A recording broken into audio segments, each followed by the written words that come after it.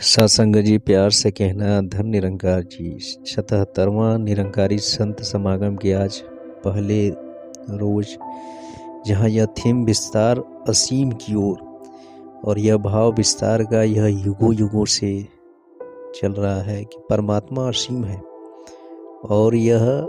एक जानने योग्य, और जिन जिन ने भी अपने जीवन में इस परमात्मा को शामिल किया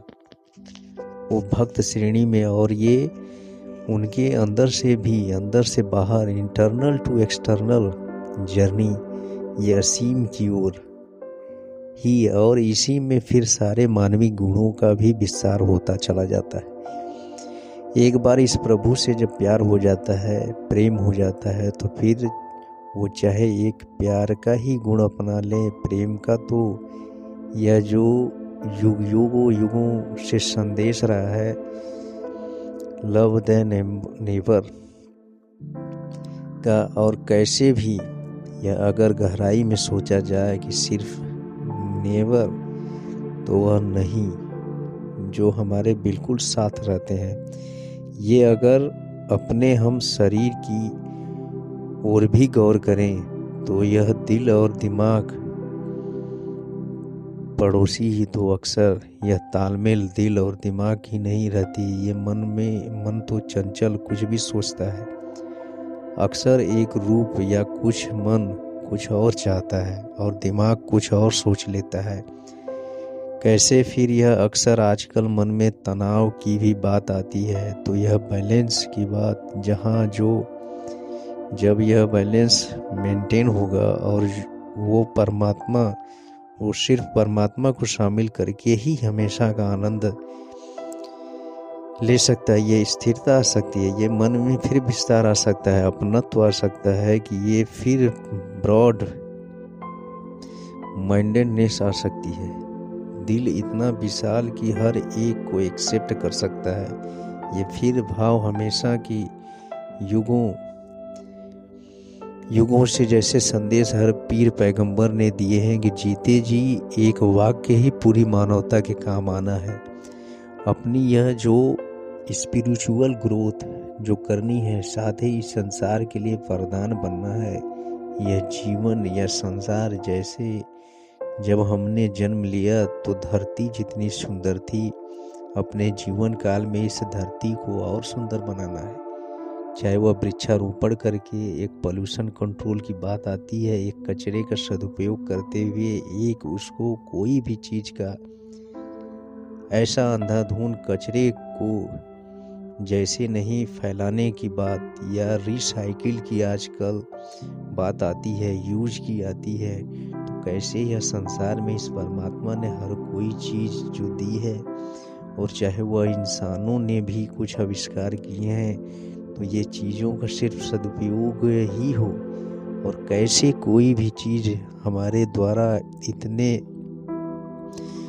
होके धरती का रूप बिगाड़ दे, ऐसा जीवन जीने के लिए तो यह जीवन नहीं मिला है। यह जीवन जहाँ एक स्पिरिचुअली भी और सोशली भी इस मानवता के काम आने के लिए है, एक अपने सुधार से शुरू होकर ये फिर कोई भी अगर मानवीय गुण पकड़े, एक मानवीय गुण जीवन में आ जाए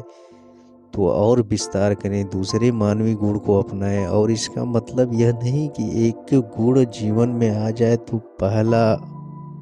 जो आया है उसको छोड़ दिया जाए, तभी यह जर्नी या असीम की ओर की बात है कि यह मानवीय गुणों में भी भरो, एक होती रहे, हम बढ़ते जाएं, एक एक गुण और जीवन में हासिल होता जाए, और फिर इस संसार में प्रीत नम्रता,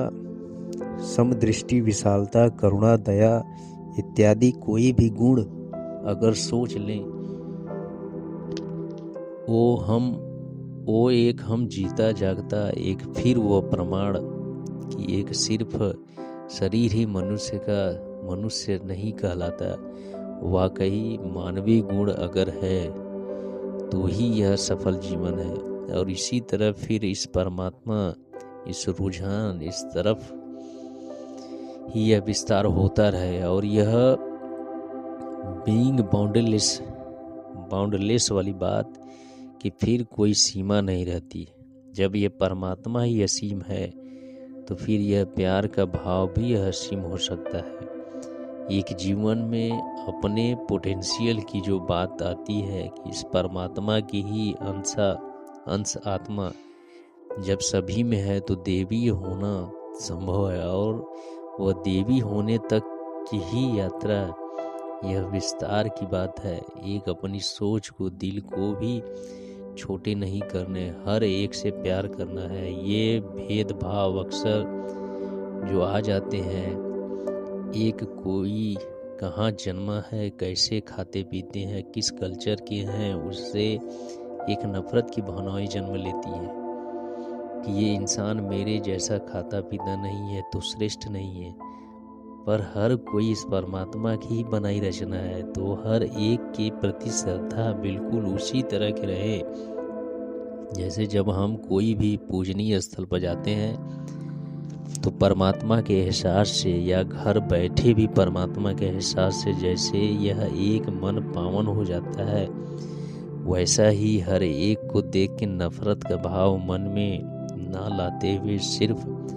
आदर, सत्कार, श्रद्धा और समर्पण ही आए।